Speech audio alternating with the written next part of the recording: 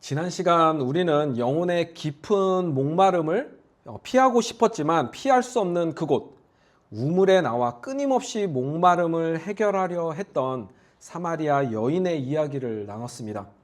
이 여인은 영원한 생명의 물인 예수님을 만나 온전하게 영혼의 그 목마름이 채워지는 경험을 했죠. 이제 예수님이 바로 메시아, 곧 그리스도임을 알게 된 여인은 물동이를 버려두고 동네로 들어가서 사람들에게 복음을 전합니다. 여인에게 물동이는 결핍의 상징이었습니다. 영적 목마름, 상실, 수치심, 부끄러운 과거, 그리고 사람들의 눈을 피해 살아야 했던 그 삶을 그 물동이가 담고 상징하고 있었다는 거예요. 하지만 예수님을 만나자 물동이는 더 이상 붙잡고 있을 필요가 없는 헛된 것임을 깨닫게 되었습니다. 여인은 움켜쥐고 있던 그 물동이를 내려놓습니다. 아니, 버려둡니다. 버려두고 동네로 들어갑니다. 여인은 더 이상 사람들의 시선과 판단이 두렵지 않게 되었어요. 이제는 자신의 수치와 상처를 당당히 마주할 뿐만이 아니라 오히려 동네 사람들에게 자신이 얼마나 큰 죄인이었는지를 증언하며 예수님에게로 초청을 합니다. 29절입니다. 내가 행한 모든 일을 내게 말한 사람을 와서 보라. 이는 그리스도가 아니냐 하니. 아마도 동네 사람들은 처음에 이 여인의 행동을 보고 매우 놀랐을 거예요. 지금까지 자신들을 피해 다니고 있었던 이 부정한 여인이 큰 소리로 지금 자신이 얼마나 죄인인지를 고백하고 있기 때문입니다. 하지만 그들은 곧 그녀의 솔직함과 열정에 깊은 인상을 받았을 것이고 예수님에 대해 궁금증이 생겼습니다. 그들은 예수님이 정말 그리스도인지 확인하기 위해서 예수님에게로 나아옵니다.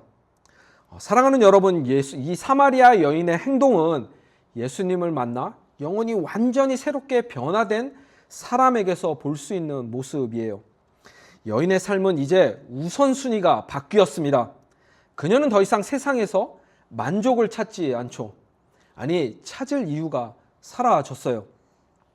이미 예수님만으로 그녀의 영혼은 충만해졌고 영원히 목마르지 않는 영원한 생명의 그 물을 받았기 때문입니다. 한 사람의 영혼이 변화되자 그녀가 속한 마을, 공동체가 변화되기 시작합니다.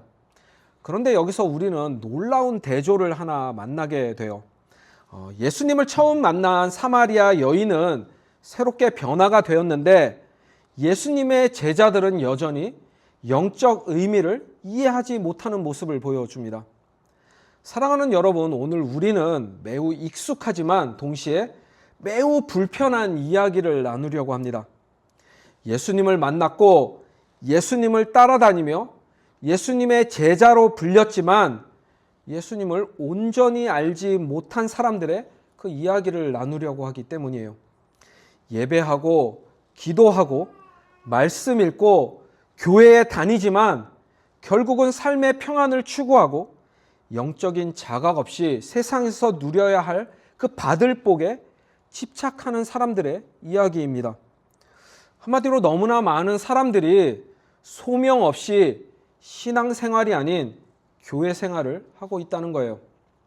어쩌면 예수님의 제자들이 제자가 된 지 얼마 안 됐기 때문에 그럴 수도 있겠지만 사마리아 여인은 지금 단 한 번의 만남으로 삶이 완전하게 변화되었습니다.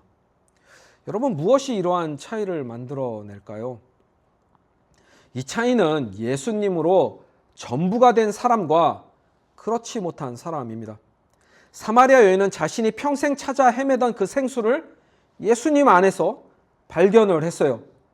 그러나 제자들은 아직도 예수님만으로 만족하지 못하고 다른 것들로 그들의 만족과 목마름을 채우려 했다는 것입니다. 제자들은 예수님을 위해 동네에 들어가서 음식을 사왔어요. 예수님을 따라다니며 많은 사람들에게 세례를 베풀고 예수님을 랍비, 선생님으로 섬겼습니다. 하지만 그들에게 예수님은 전부가 아니었다는 거예요. 단 한 번의 만남으로 사마리아 여인은 예수님을 메시아, 그리스도로 믿었던 반면 제자들은 예수님을 랍비 선생님으로 부르고 따라다녔지만 아직 그들은 예수님이 이루실 그 구원의 깊이를 온전하게 이해하지 못했습니다. 한 영혼이 다시 살아나게 된 이 놀라운 시간에 제자들은 배고픔에 음식 걱정만 하고 있었다는 거예요. 같은 시간, 같은 공간에서 예수님은 하나님의 나라가 확장되고 있음을 느꼈는데 제자들은 당장의 배고픔만 느끼고 있었습니다. 사랑하는 여러분, 여기서 우리는 아주 중요한 질문을 마주하게 됩니다. 우리는 지금 무엇을 바라보며 살아가고 있습니까? 현실의 문제입니까? 아니면 영혼의 양식입니까? 나에게 이익을 안겨줄 사람입니까? 아니면 구원해야 할 한 영혼인가요? 제자들은 사역을 했고 순종했고 예수님의 곁을 지켰지만 그들은 여전히 예수님이 전부가 아닌 자신들의 물동이를 붙들고 있었습니다. 하지만 사마리아 여인은 자신의 전부였던 그 물동이를 내려놓고 버려두고 예수님만으로 전부가 되었어요. 사랑하는 여러분, 오늘 말씀은 우리에게 단순히 신앙생활을 열심히 합시다라고 말하지 않습니다. 더 깊은 질문을 던지고 있다는 거예요.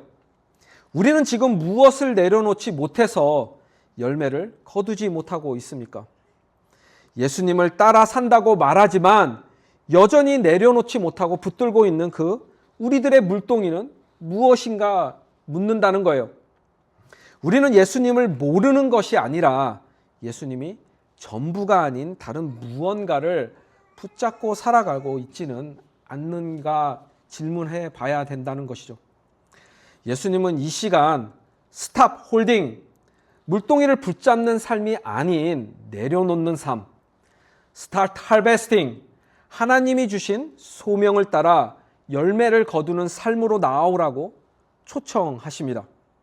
소명 없는 교회 생활이 아닌 하나님이 주신 소명으로 온전한 신앙생활을 하는 우리가 되기를 간절히 소망합니다. 첫째로 우리 따라해 봅시다. 하나님이 주신 소명이 없을 때 우리는 교회 생활에 머물게 됩니다. 제자들은 예수님에게 음식을 드시라고 권합니다. 당연한 일이죠. 그들은 점심 식사를 하기 위해서 지금 동네에 가서 점심 음식을 사왔기 때문이에요. 그런데 예수님은 굉장히 오해하기 쉬운 말씀을 하십니다. 32절입니다. 이르시되 내게는 너희가 알지 못하는 먹을 양식이 있느니라.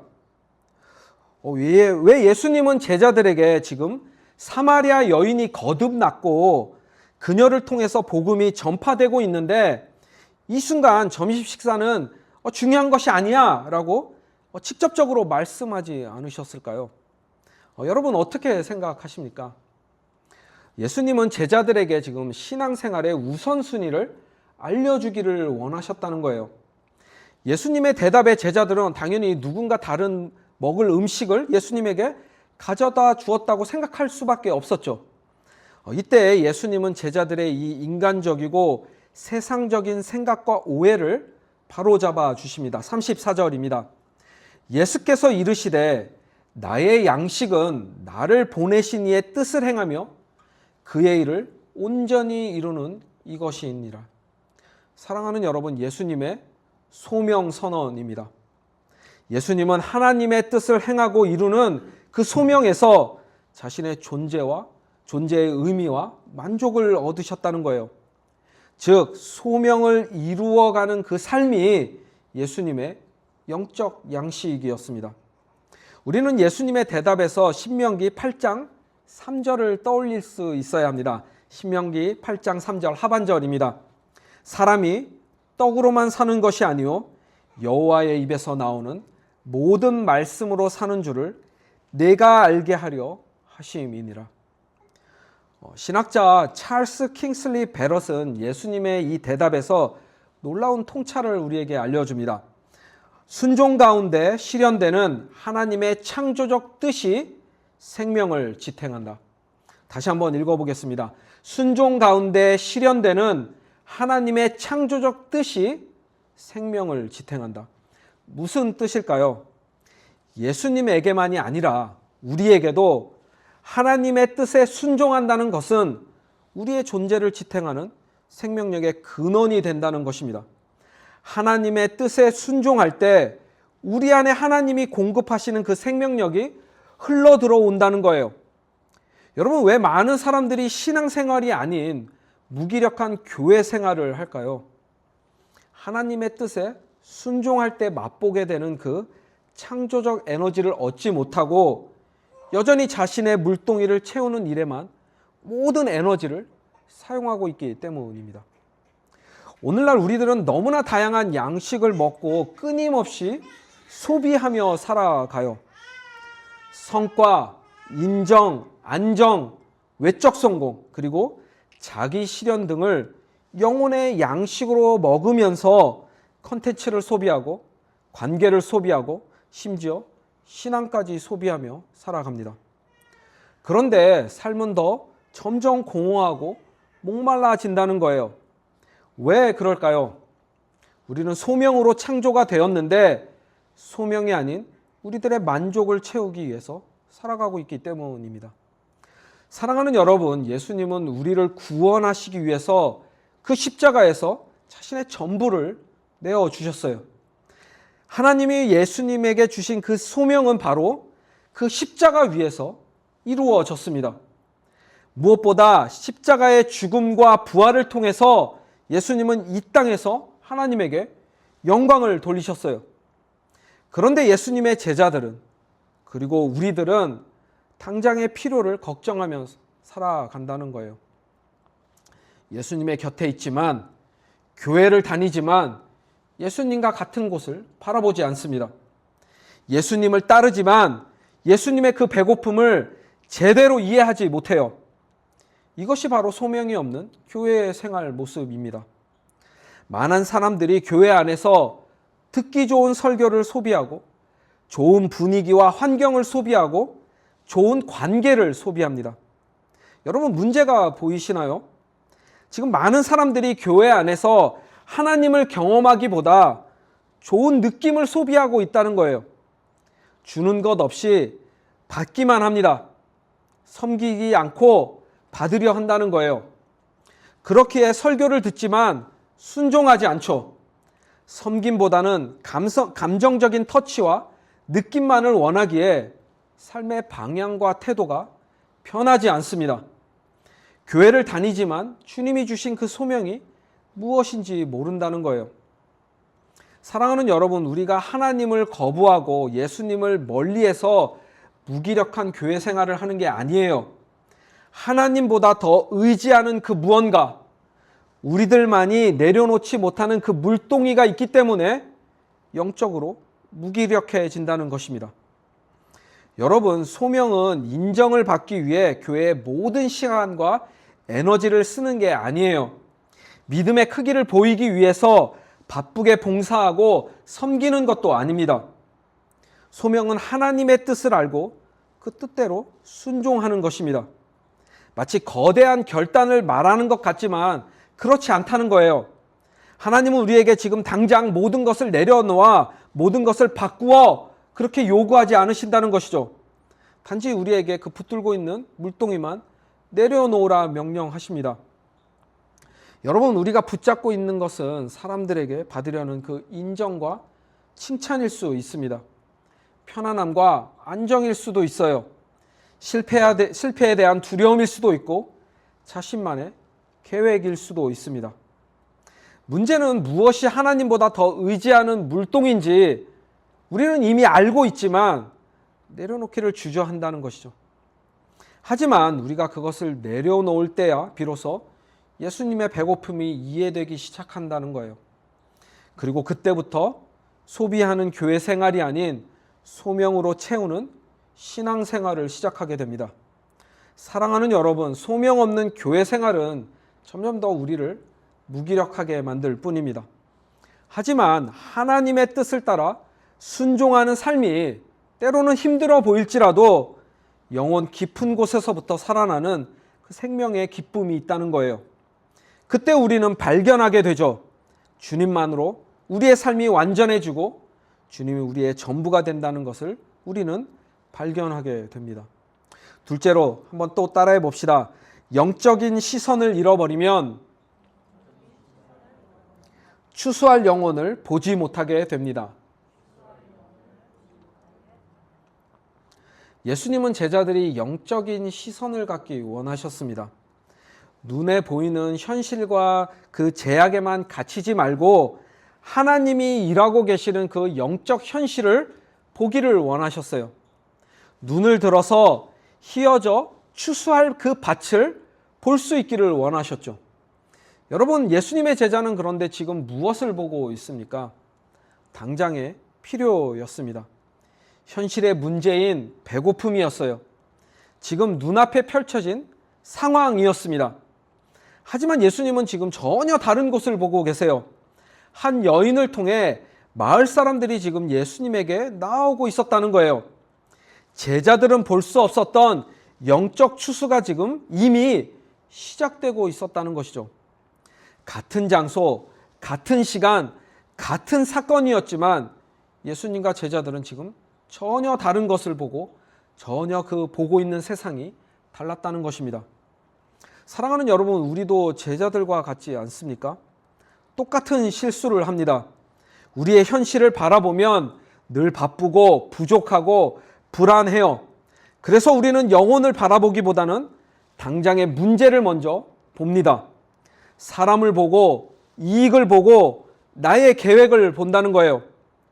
하나님의 뜻에 우리의 시선을 돌리지 않기에 지금 거둬들일 그 곡식과 열매들이 우리 눈 바로 앞에 있는데 우리는 그것을 보지 못하는 것이에요. 저에게도 인생에서 후회되는 순간들이 있는데 그 중에 하나는 그때 내가 조금만 더 용기가 있었더라면 하는 지금까지 아쉬워하는 순간입니다. 중학교 1학년 때 아버지와 단둘이 살던 굉장히 착했던, 그런데 조금은 어수룩한 반 친구가 있었어요. 중학교 1학년이었는데 한글을 그때까지도 못 읽었어요.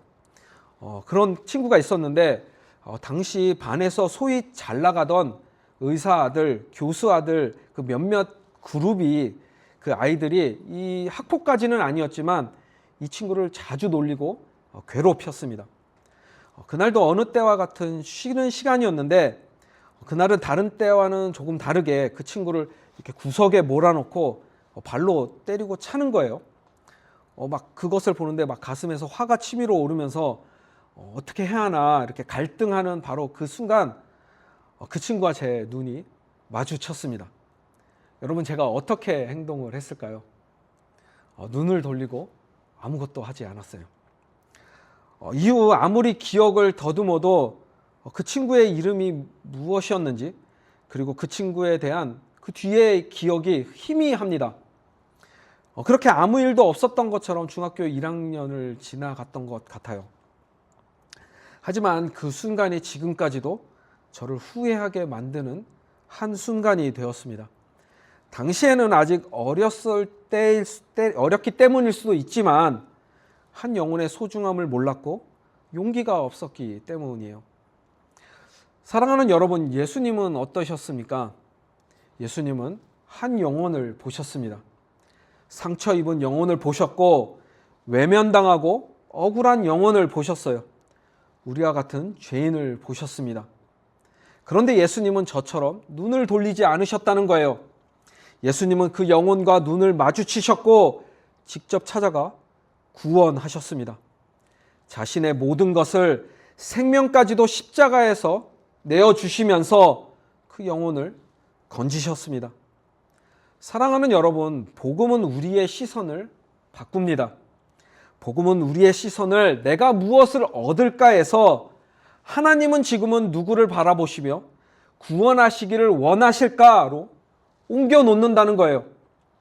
복음으로 우리의 소명이 명확해질 때 세상은 더 이상 문제로만 보이지 않습니다. 세상은 하나님이 일하고 계시는 그 현장으로 보이기 시작합니다. 사랑하는 여러분, 우리가 추수하지 못하는 이유는 추수할 곡식이 없어서가 아니에요. 이미 추수는 시작되었습니다. 눈을 들어 주님과 같은 곳을 바라보십시오. 이미 익어서 추수를 기다리는 곡식과 열매를 볼 수 있는 우리가 되기를 축복합니다. 셋째로 따라해 봅시다. 추수에 참여하면 기쁨으로 열매를 거둡니다. 사마리아 여인은 도덕적으로 파산 상태였고 사회적으로는 투명 인간과 같은 존재였어요. 아무도 그녀에게서 열매를 기대하지 않았습니다.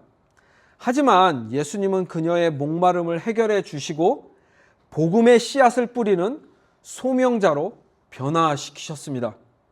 여러분, 여기서 우리가 깨달아야 할 중요한 사실이 있어요. 예수님은 완벽한 사람을 사용하지 않으셨다는 거예요. 여인은 준비된 사람도 아니었고 신학적으로 훈련된 사람도 아니었습니다. 단지 그녀는 예수님을 만나 삶이 변화된 한 사람이었어요. 그런데 삶이 변화된 한 사람에게 소명이 생기자 마을 전체가 변하기 시작합니다. 사랑하는 여러분, 추수는 능력이 아니라 참여에서 시작이 됩니다. 많은 사람들은 복음을 전해야 한다는 것을 알면서도 이렇게 말을 합니다. 아직 저는 말씀으로 준비가 되지 않았습니다. 저는 말도 잘 못하고 저의 삶도 완벽하지 않아요. 저는 성격이 낯을 많이 가리고 부끄러움을 많이 탑니다. 그래서 참여하지 않습니다. 그래서 증언하지 않아요. 단 한 걸음도 내딛지 않죠. 하지만 정말 예수님으로 삶이 전부가 되었다면 복음을 전하는 것은 너무나 자연스러운 것이어야 합니다. 우리는 맛집을 발견하거나 무언가 자랑할 일이 생기면 어떻게 하나요? 인스타그램에 포스트하거나 스토리에 올려서 주변에 자랑을 합니다. 불특정 다수에게도 알리죠. 가까운 사이라면 흥분하고 과장된 표현으로 직접 소개도 합니다. 그 식당에 가서 그 메뉴를 꼭 먹어보라고. 너무나 맛있다고. 그런데 우리는 왜 예수님에 대해서 침묵을 합니까? 정말 예수님이 우리의 전부라면 그분을 전하는 것이 자연스러워야 되지 않을까요? 여러분, 이것이 추수에 참여하는 거라는 거예요. 전도 훈련을 받고 말씀 훈련을 받아야 출수할 수 있는 것이 아니라는 것이죠. 예수님이 나의 전부라면, 예수님이 자랑스럽다면 자연스럽게 전하게 됩니다. 복음 전달은 모든 것을 아는 준비되고 완벽한 사람이 하는 것이 아니라 예수님을 만나 예수님이 전부가 된 사람이 하는 것입니다. 이렇듯 소명으로 추수에 참여하게 되면 우리에게 무슨 일이 일어날까요? 36절입니다. 거두는 자가 이미 삭도받고 영생에 이르는 열매를 모으나니 이는 뿌리는 자와 거두는 자가 함께 즐거워하게 하려 함이라.